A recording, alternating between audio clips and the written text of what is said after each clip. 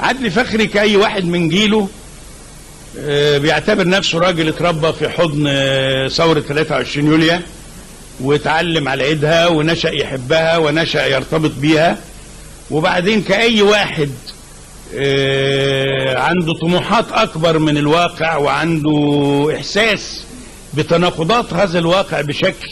اكثر حدة كمبدع وكفنان، كان بيسعى الى انه يلعب دور في هذا المجتمع ويلعب دور في هذه حبه لهذا البلد وانتمائه الحقيقي اللي انا كنت بستغرب له ان هو نوع من انواع انه معجون بدمه، يعني وهو من الصعيد من سوهاج وقبطي وبيحب البلد وبيحب مصر وعنده تطلعات لآفاق إنسانية كبيرة وعنده إحساس بتاريخ مصر وتاريخ النسيج المصري الواحد، وعايش في القللي المسلمين مع المسيحيين معجونين ما تعرفش مين في مين. كنا في أعياد الميلاد ناكل عند ام جورج الطعميه وننزل نروح مصر القديمه مسلمين ومسيحيين عادي كانه طقس احنا بنعمله، ونرجع جري عشان نلاقي الطعميه جاهزه وناكل ونهزر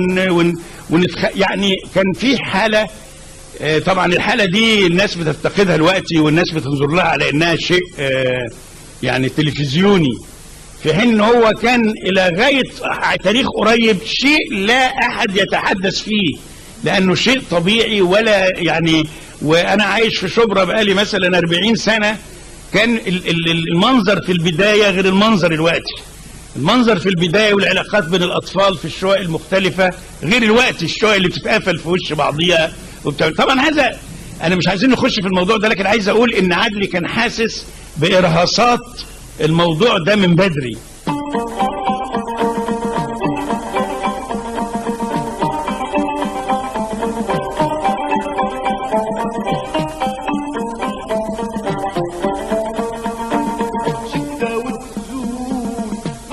حطون شدة وتزول مهما حطون شدة وتزول مهما حطون شدة وتزول مهما حطون شدة وتزول مهما حطون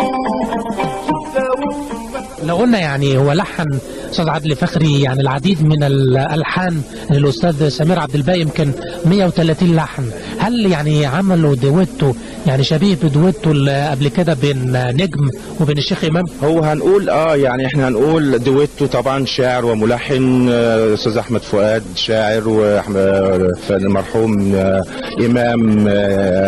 ملحن برضو، لكن هي المساله برضو هتختلف ما بينهم يعني، لان استاذ سمير عبد الباقي الراجل برضو لازم عدلي فخري كتير قوي قوي، وهو شاعر عظيم الاستاذ سمير طبعا، وباستمرار قدموا اعمال جميله جدا على مدى التاريخ اللي فات من خلال المصانع الجامعات احتفاليات كتيره قوي قوي بمناسبات معينه. فكان ده حقيقه كلمه جميله من الاستاذ سمير عبد الباقي مع لحن حاسس بيه عدلي فخري، فكان طالع بشكل جميل قوي وكانت الناس كلها بتردد الالحان دي.